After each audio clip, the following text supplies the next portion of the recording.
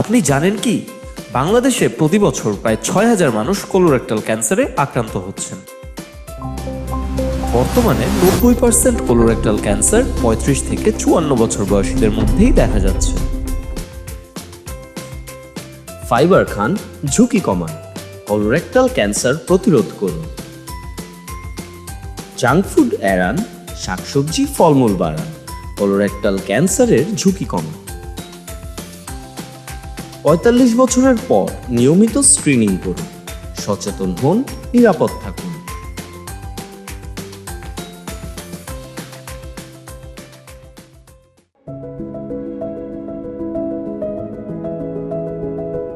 Actually colorectal cancer তিনটি পর্যায়ে আমরা ভাগ করতে পারি।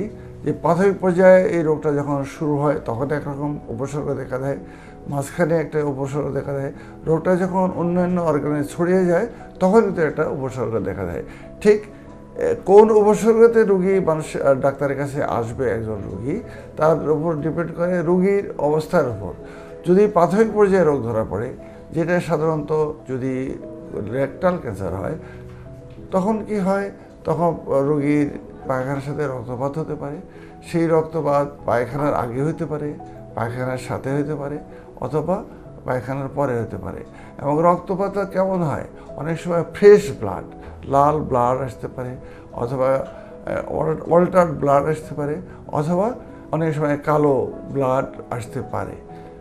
এছাড়া যে সিমটমগুলো দেখা দেয় খুব গুরুত্বপূর্ণ, সেটা হলো যে চেঞ্জ অফ বায়েল হ্যাবিট, অর্থাৎ নর্মাল সে যে পায়খানা করতো সেটা চেঞ্জ হয়ে যায়।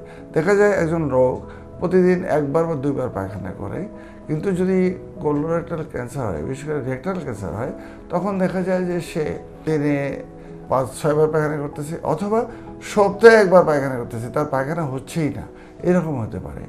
এছাড়া sense of incomplete evocation. Sense of incomplete ইভোকেশনটা কি? এটা হলো যে সে পায়খানা করতে গেলে দেখা যাবে যে তার পায়খানা হচ্ছে, পায়খানা হওয়ার পরে আরও পায়খানা হওয়ার তার আশঙ্কা থাকে, সে পায়খানা করে স্যাটিসফাইড হয় না। অর্থাৎ যে রোগ হয়, যে ক্যান্সার হয়, এই ক্যান্সারটাও একটা বায়োলের মতো একটা সিমটম তৈরি করে, এবং মনে হয় যে আবার রোগীর পায়খানা হবে, কিন্তু পায়খানা হবে না, সেটা তো রোগ। এছাড়া ব্যথা হয়। ব্যথা কেমন ব্যথা হয়, যে যদি প্রাথমিক পর্যায়ে রোগ থাকে তাহলে কলিকি পেন হতে পারে পায়খানা হওয়ার সময়। আর যদি একটু পরে, অর্থাৎ কিছুদিন পরে, রোগ অনেক দিন হয়ে গেছে, এরকম অবস্থা হয়, তখন দেখা গেল যে সবসময় তার ব্যথা হচ্ছে, এটা হতে পারে। এরপরে যে সিমটমগুলো আসে, রোগীর রোগ যদি ছড়িয়ে যায়, কোথায় ছড়াতে পারে? লিভারে ছড়াতে পারে, ব্রেনে ছড়াতে পারে, লাঙ্গে ছড়াতে পারে, এবং হাড়ে ছড়াতে পারে।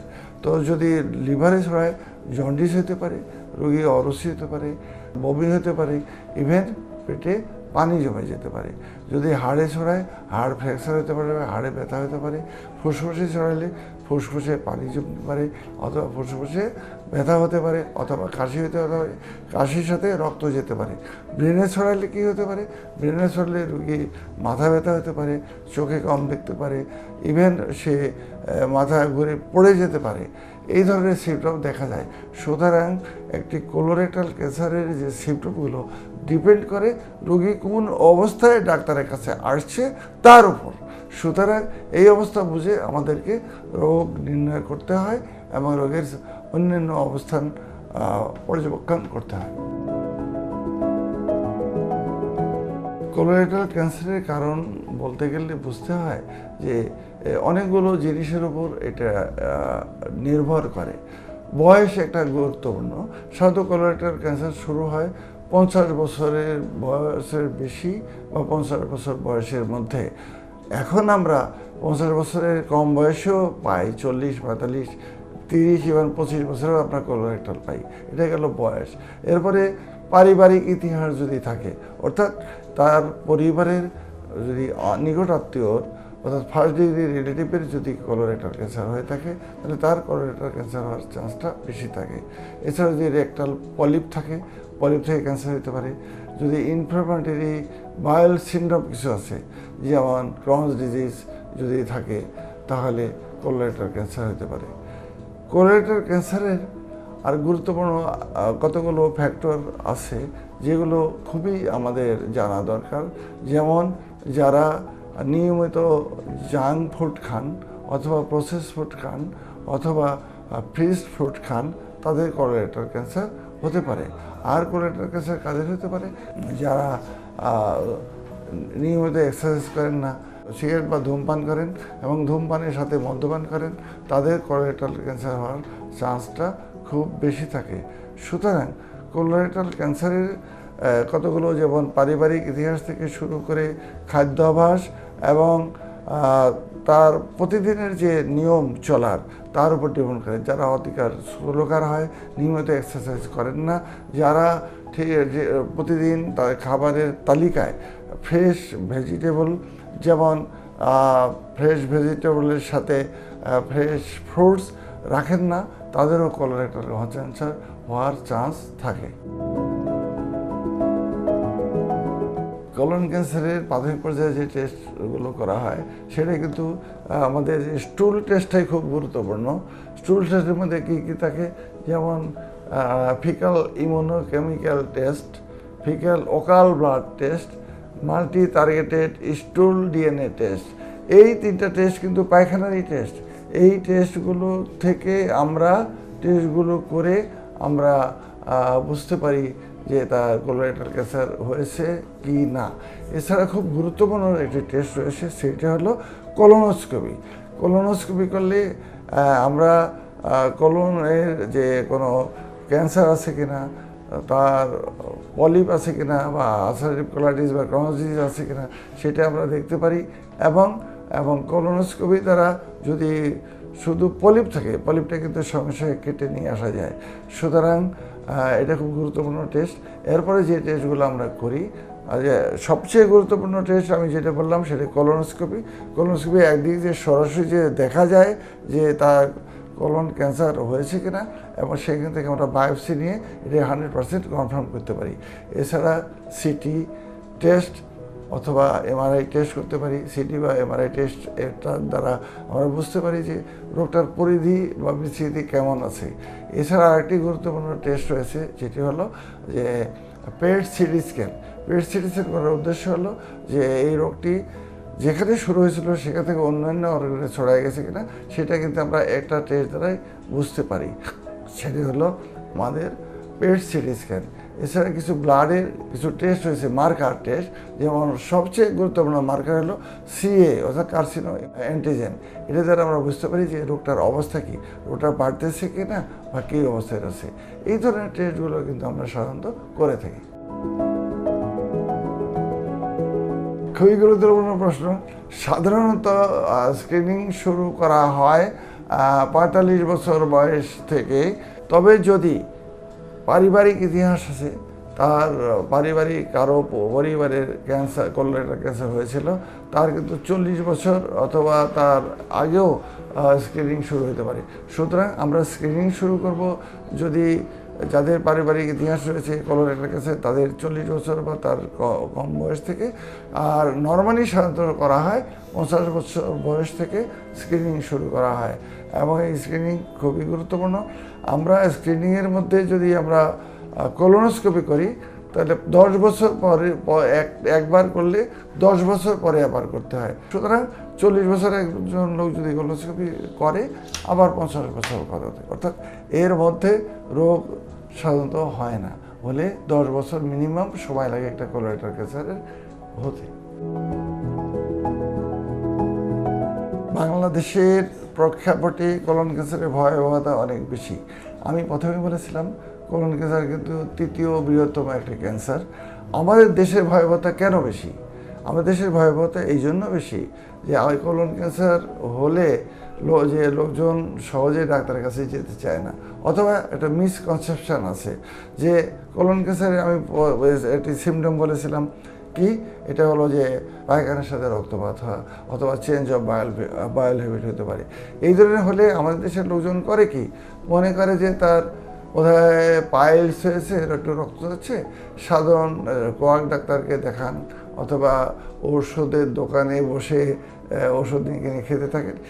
এইভাবে করতে করতে অনেক দিন চলে যায় এবং রোগটা অ্যাডভান্স হয়ে যায়। এবং অ্যাডভান্স হলে কি হয়, রোগটা যখন অ্যাডভান্স বা বেশি বেড়ে যায় তখন কিন্তু রোগটার 100% সেরে তোলা বা 100% কিওর করা সম্ভব হয় না। সুতরাং ভয়াবহতা আমাদের দেশের বেলায় কোলন ক্যান্সার অনেক বেশি। যদি সচেতনতা ঠিকমতো পালন করতো লোকজন এবং আর্লি সিমটমেই যদি ডাক্তারের কাছে আসতো তাহলে কিন্তু এর ভয়াবহতা অত বেশি হতো না। কিন্তু ভয়াবহতা বেশি হওয়ার একমাত্র কারণ হলো আমাদের নেগলিজেন্সি, অথবা আমাদের বোঝার ভুল, অথবা আমরা ডাক্তারের কাছে যাওয়ার প্রবণতাটা অনেক কম। এই জন্যেই বাংলাদেশের কোলন ক্যান্সার ভয়াবহতা অনেক বেশি।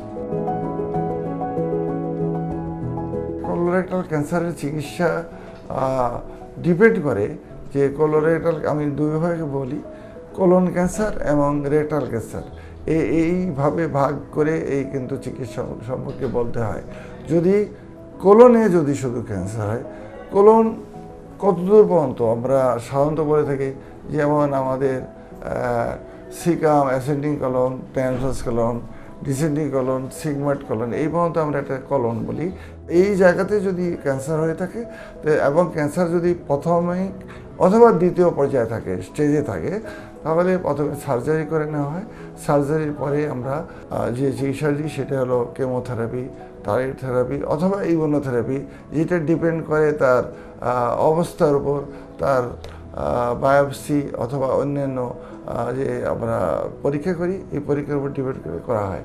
যদি থার্ড বা ফোর্থ স্টেজে কোলন ক্যান্সার হয় তাহলে আমরা আইদার কেমোথেরাপি, টার্গেট থেরাপি অথবা ইমিউনোথেরাপি দিয়ে চিকিৎসা শুরু করতে পারি।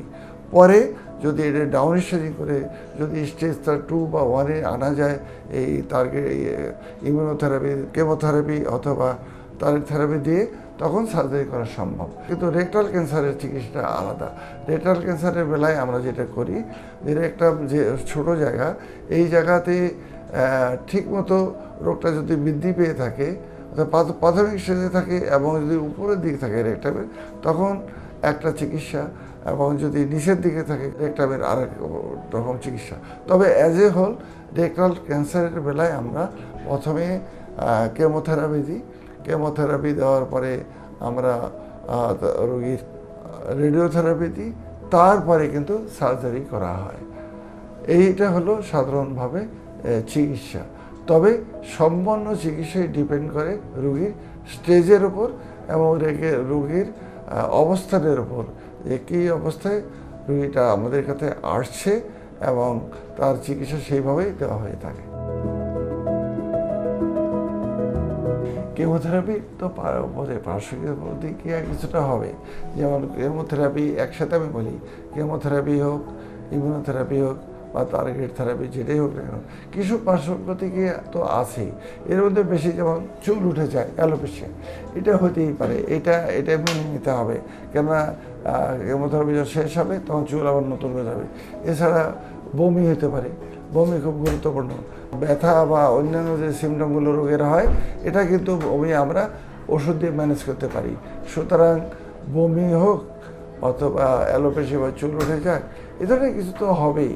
এই সিমটমগুলো আমাদেরকে মেনেই চিকিৎসা করতে হবে। আমাদের মেন টার্গেট হলো রোগ ভালো করা।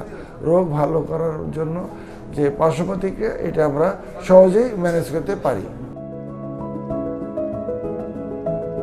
বাংলাদেশে কোলন ক্যান্সারের চিকিৎসার সম্ভাবনা যথেষ্ট রয়েছে। কোলন ক্যান্সারের যদি সার্জারির প্রয়োজন হয়, কোলোরেক্টাল সার্জন বাংলাদেশে বিদ্যমান রয়েছে এবং অনেক প্রতিষ্ঠানে খুব ভালো ভালো কোলোরেক্টাল সার্জন রয়েছে। এছাড়া যে চিকিৎসা, গুরুত্বপূর্ণ চিকিৎসা, সেটা হলো কেমোথেরাপি অথবা ইমিউনোথেরাপি অথবা টার্গেট থেরাপি। এই ইমিউনোথেরাপি, কেমোথেরাপি এবং টার্গেট থেরাপি বাংলাদেশের অনেক ফার্মাসিউটিক্যাল রয়েছেন যারা খুব ভালো ভালো ওষুধ বের করেছেন। তার মধ্যে আমরা একটা কোম্পানির নাম উল্লেখ না করেই পারি না, যেমন বিকন। তারা সব ধরনের মোটামুটি ওষুধ এনেছেন এবং এগুলো আমরা সাধারণত ব্যবহার করে থাকি। সুতরাং কোলন ক্যান্সারের চিকিৎসার জন্য যে সার্জারি বা ইমিউনোথেরাপি, টার্গেট থেরাপি বা কেমোথেরাপি প্রয়োজন, সেটা আমরা কিন্তু যথেষ্টভাবে আমরা রোগীকে সরবরাহ করতে পারি। বাংলাদেশের শহর হোক, গ্রাম হোক, সচেতনতা এই কলন ক্যান্সার হোক বা অন্যান্য ক্যান্সার সম্বন্ধে খুবই কম।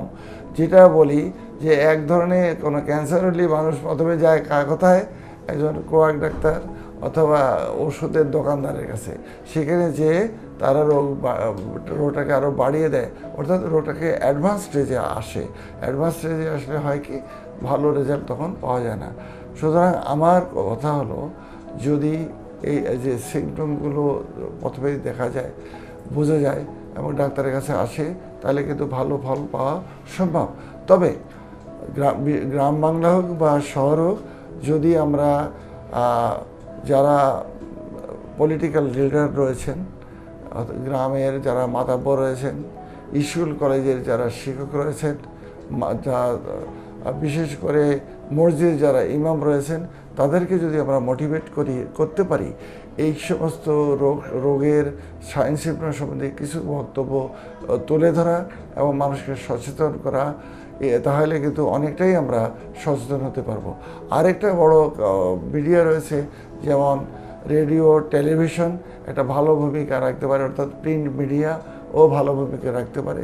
এছাড়া আজকালকের লেটেস্ট যেটা প্রচলন, সেটা হলো ফেসবুক বা ইউটিউব।